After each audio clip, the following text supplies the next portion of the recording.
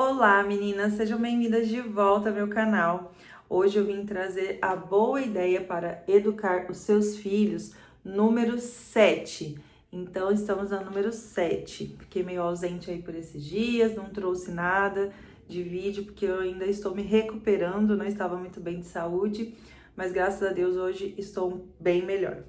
Então, vamos lá. O tema de hoje, então, é Andando com Deus. E andou Enoque com Deus, depois que gerou a Matusalém 300 anos, e gerou filhos e filhas. Gênesis 5:22. Enoque e Elias são os únicos homens na Bíblia que escaparam da morte, pois Deus os tomou para si. Enoque começou a andar com Deus no ano em que seu filho Matusalém nasceu. Apesar das nuvens de morte que pairaram sobre nosso mundo, brilhou um raio de esperança.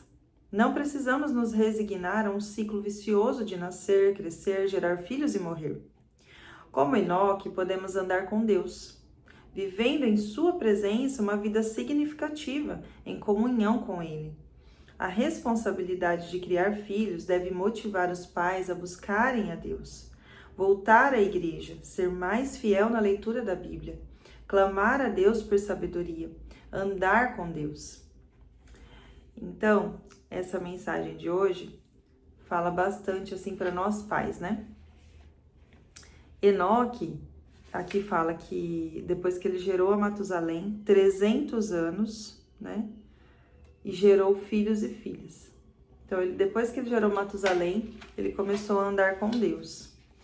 Nós, né, aqui falando já para pessoas que estão vivendo para Cristo, estão em Cristo Jesus, temos que nos cobrar isso, né? Não só para os nossos filhos verem, mas também porque faz parte da nossa caminhada cristã. Buscar essa aproximação de Deus, essa vida com Deus, esse aperfeiçoamento também através da leitura da palavra, de oração, de ir na igreja, viver a comunhão, ouvir os irmãos e também ajudá-los, né, aconselhá-los, aqueles que precisam, né, que às vezes são mais novos que nós na fé. Tudo isso os nossos filhos estão observando e estão também absorvendo. Nós somos esse canal entre os nossos filhos e Deus também. Então, o viver Cristo significa muito mais para os nossos filhos do que falarmos. Nós temos que falar, nós temos que instruir, nós temos sim que, né, direcionar, como nas dicas anteriores eu falei sobre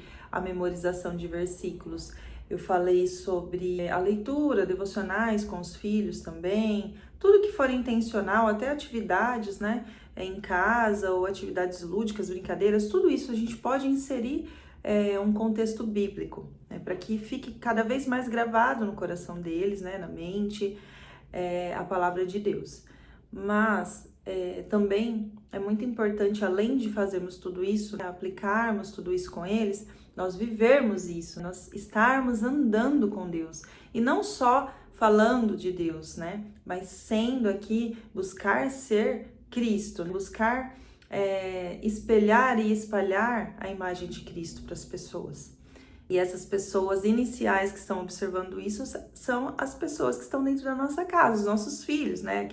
Os pais que são mais jovens que têm ainda os filhos em casa. O buscar andar com Deus é muito importante, é um passo a ser dado também na educação dos seus filhos, apontando para Cristo. A leitura bíblica, a oração, a convivência em comunhão, trazer um amigo, priorizar a vida na igreja, a vida para Cristo. As atividades que a gente for fazer, é importante que a gente priorize também sendo para Jesus, porque como fala a palavra, agora que eu vivo em Cristo, eu sou um novo homem.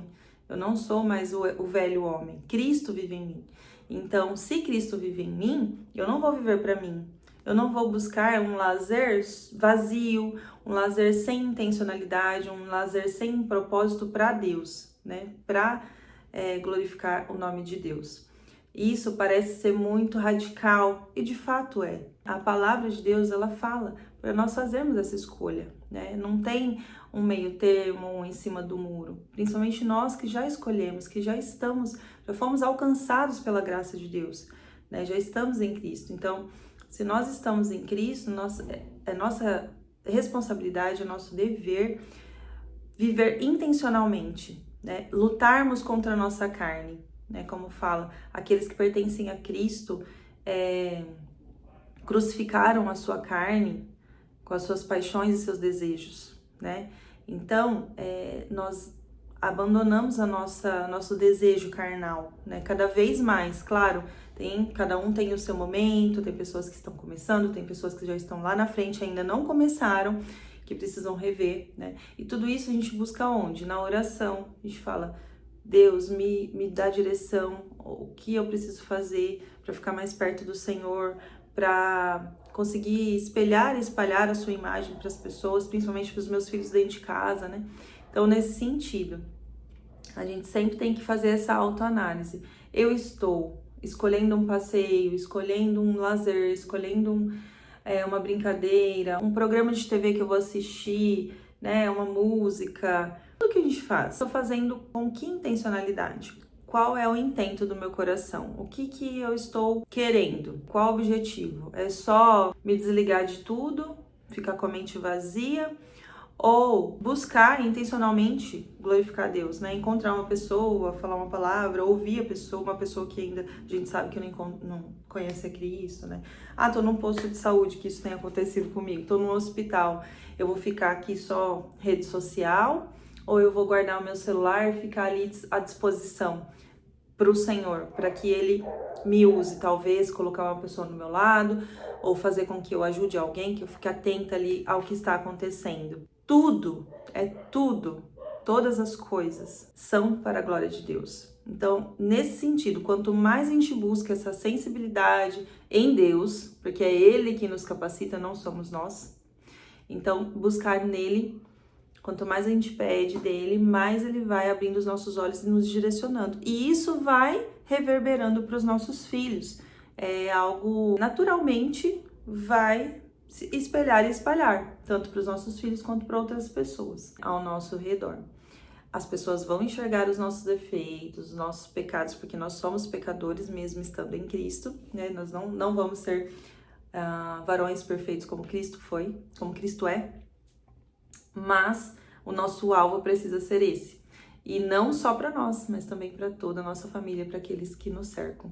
Falei sempre repetindo a mesma coisa, mas com exemplos diferentes para vocês entenderem. Mais um último exemplo, a questão do esporte.